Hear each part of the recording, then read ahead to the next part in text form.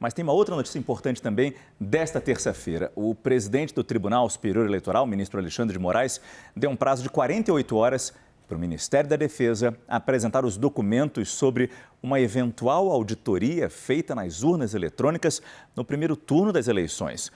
O ministro também determinou que a pasta informe a fonte dos recursos gastos com essa auditoria. Caio Junqueira tem informação de bastidor dessa decisão do ministro Alexandre de Moraes. O que a informação, né? O Alexandre pediu esse documento, porque algo foi produzido, mas o resultado não foi apresentado, né? O que se diz nos bastidores é que nessa fiscalização, o Ministério da Defesa e as Forças Armadas não localizaram o que sempre localizaram nessas campanhas, que não houve nenhum indício de fraude, nenhuma irregularidade na eleição. Teve uma visita do presidente Jair Bolsonaro no Ministério da Defesa, ele teria conversado ali com esse pessoal que fez essa fiscalização, e esse documento nunca veio à tona. O próprio Tribunal de Contas da União também já solicitou esse documento do Ministério da Defesa. Então, conforme está se aproximando o dia da eleição, e como é sabido que das maiores fake news que costumam reverberar nas datas próximas às eleições são as relacionadas às urnas eletrônicas, o ministro Alexandre pediu para o Ministério da Defesa apresentar isso. Só que ele coloca no documento eventual auditoria. E aí, depois nós fomos apurar junto ao Ministério da Defesa, as Forças Armadas, se eles encaminhariam esse documento. E o que eles dizem ali, o pessoal próximo ao ministro da Defesa, Paulo Sérgio Nogueira, é de que nunca foi feita uma auditoria. O que foi feito é o que sempre é feito, que é uma fiscalização, seguindo a resolução, o número tal lá do TSE, que eles seguiram a legalidade e que não haveria aí, portanto, um documento a ser oferecido ao TSE. Muito provavelmente isso vai ser traduzido num documento e informado ao ministro Alexandre, falando, olha, não foi feita auditoria, conforme você está sugerindo, porque ele cita eventual auditoria, o que foi feito foi uma fiscalização seguindo as regras do jogo. Essa é a resposta que o Ministério da Defesa deve dar ao Alexandre. Mas é que o ministro Paulo Sérgio Nogueira, ele mesmo falou que iria ser produzida uma auditoria. Quando ele foi ao Senado, no dia 14 de julho, e eu me dei o trabalho de procurar isso hoje, tem lá na TV Senado uma reportagem e ele mostrando um PowerPoint que mostrava segurança, transparência, auditoria. Se ele não fez auditoria, foi uma mudança, talvez até, como você mesmo trouxe essa informação, atendendo à determinação do TSE de que não é responsabilidade do Ministério da Defesa fazer uma auditoria. Isso. Mas em julho ele tinha a intenção de fazê-la. Márcio, eu acompanho, às vezes até eu paro de cobrir um pouco isso, porque eu fico cansado. Mas eu cubro... Só você? Não, porque eu cubro, eu acompanho toda essa relação Ministério da Defesa, desde que não era uma polêmica ainda, cobrindo essa... Em dezembro, mais ou menos novembro, dezembro, começaram os primeiros ofícios do Ministério da Defesa para o Tribunal Superior Eleitoral, a partir do convite do ministro Barroso para participar do Comitê de Transparência Eleitoral, as Forças Armadas, por aí vai. E se for comparado as sugestões e reivindicações das Forças Armadas lá atrás, no começo desse processo, com o acordo que foi feito com o Alexandre e com o Paulo Sérgio Nogueira, é uma diferença brutal. Na minha leitura, que muitas das minhas fontes, pelo menos militares, discordam, mas é a minha leitura, é que houve uma saída honrosa para as Forças Armadas nessa questão. Porque se era uma lista desse tamanho e virou um projeto piloto com biometria e com testes de integridade em pouquíssimas urnas, é porque os próprios militares também, mas isso é uma leitura minha, leitura / apuração, mas tem gente que acha que não é por aí. Os próprios militares foram vendo o cenário, um cenário de favoritismo do Lula, que já era muito mais favorito há 2-3 meses, e foram moldando um pouco de forma a essa lista desse tamanho virar um acordo com Alexandre de Moraes e virar uma submersão nesse caso, né?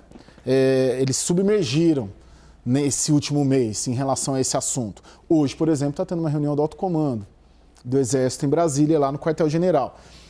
Ontem e hoje. E a informação que eu tenho é que o assunto político não está sendo tratado, nem no cafezinho. Porque é uma reunião eles costumam se reunir, tem ali a cada 3, 4 meses, é uma reunião de promoções de oficiais generais, que precisa passar por um aval do alto comando. E eu questionei se o assunto político, o assunto Alexandre de Moraes, o assunto segundo turno, está sendo tratado nessa reunião do alto comando do Exército. E não está. Então, juntando o Lé com o Cré, que é nosso papel também, a minha visão é essa. Os militares eles já estão olhando também essa possibilidade de derrota do Bolsonaro. Eles já dizem que é o que se é de se esperar, né? Meio óbvio, mas em relação a tudo que aconteceu no último ano, nos últimos 2 anos, que vão defender uma transição, não vão embarcar em uma eventual contestação de urna. Hoje, inclusive, eu perguntei para uma pessoa muito próxima ao presidente Jair Bolsonaro que se ele perder, ele vai questionar a urna. Me dizem, acho que não tem mais clima para isso, justamente porque os militares... É engraçado. Então... Mas é engraçado, a gente fica cobrando e procurando, porque esse é o nosso papel mesmo, coerência e técnica nessa história, onde só tem política, né? Mas, Raquel, foram meses, né? Então, Márcio, meses de tentativa de colocar dúvida nas urnas. Mas esse é o nosso papel, a gente está procurando coerência e técnica, afinal, foi um ministro do Estado que falou que ia fazer uma auditoria, então cadê a auditoria? Mas, no fim, é pura política, não tem auditoria nenhuma, porque não interessa, porque o resultado da urna foi favorável, porque nesse momento ninguém quer contestar, porque não está mais servindo para a retórica do presidente Jair Bolsonaro. É pura e simplesmente isso. E é por isso que o Caio fica cansado de apurar essa história. Não, teve um período que eu parei. Eu falei, não, vou ficar um mês sem cobrir esse assunto. Porque aí foi junho, eu falei, não, porque vou dar uma... não tem racionalidade. A gente não está falando de uma coisa séria, no fim das contas. Mas é engraçado que as Forças Armadas, o Ministério da Defesa, vai se apegar agora ao termo auditoria, porque é interessante para eles nesse momento, porque a questão é, todos os relatos que vêm para a gente, seja das Forças Armadas, seja de aliados do presidente Jair Bolsonaro, é de que foi produzido um relatório sobre alguma coisa, se é auditoria, se não é auditoria, mas um relatório que supostamente traria a conclusão de que não teve problema na urna eletrônica no primeiro turno. E aí ninguém quer mostrar e a questão é que não é interessante para o presidente Jair Bolsonaro que tenha nenhum documento escrito em lugar nenhum.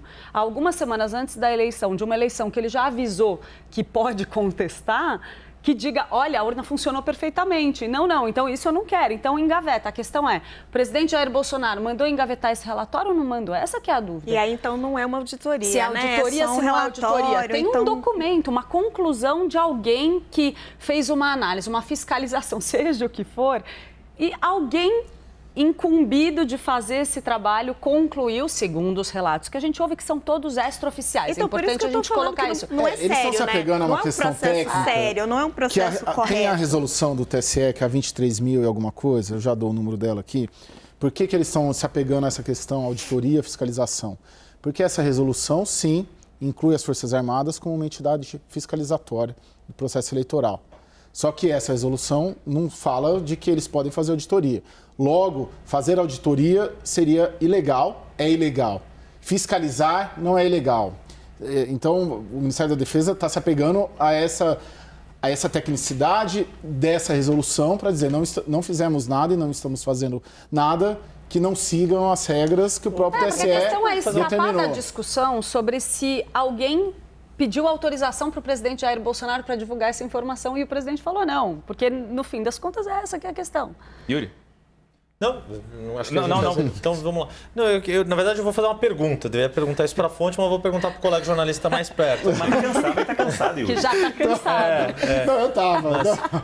Não, porque no fundo, quer dizer, esse papel, o status jurídico que as Forças Armadas podem ter como entidade fiscalizatória é o mesmo que universidades, é o mesmo que várias outras ONGs, etc. Exato. Mas a rigor, qualquer cidadão pode chegar, fazer, por exemplo, esperar fechar a sessão eleitoral em que ele vota, espera os mesários botarem o boletim de urna, vai ter um QR Code, vai ter o resultado por candidato e depois checar com o site do TSE se o resultado bate. É isso que é possível fazer, correto? Então, a rigor, isso o cidadão pode fazer na sua sessão. Se ele quiser, tem 30 sessões na sua escola. Exato. Mas não pode tem 30 sessões na sua escola. A escola que você vota tem 30 salas, cada uma Você pode fazer isso com as 30 urnas. Se você quiser, você vai lá na escola do lado do teu mesmo bairro e faz com as outras 30 urnas. Ou você junta 10 amigos e faz isso cada um faz em 30 urnas. Já deu as 300 e poucas urnas que o Exército disse que fez, não é isso? Mas tem o teste de integridade também, né? Que é não, o teste de integridade é uma outra coisa. Sim, concordo. Sim. Isso eu concordo. Eu estou dizendo em relação a checar se o boletim da urna, que imprime no papel o resultado coletado, se bate com o resultado divulgado, que é totalizado pelo TSE. A rigor, é claro que ninguém tem essa capacidade, mas a rigor qualquer pessoa pode fazer. Mas isso, se a gente considerar, eu super concordo com o que tu estás dizendo, se a gente considerar que daquela lista de aperfeiçoamentos e sugestões de aperfeiçoamentos que as Forças Armadas fizeram, e se considerar que agora, neste penúltimo, no primeiro turno, só havia essas duas possibilidades, se eles só fizeram essas duas possibilidades. Sim.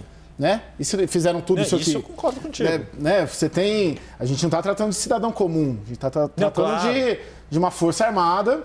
E de novo, aí dentro daquela coisa, as Forças Armadas sugeriram que o teste de integridade seja feito com as urnas, com biometria, que seja feito com eleitor e não os servidores dos tribunais eleitorais. Ok, isso eu concordo. Eu estou falando única e estritamente da grande questão que foi colocado pelo presidente Jair Bolsonaro. Se o resultado divulgado pelo TSE reflete a vontade soberana dos eleitores. E isso nunca deixou de... Ninguém conseguiu provar que não existe isso.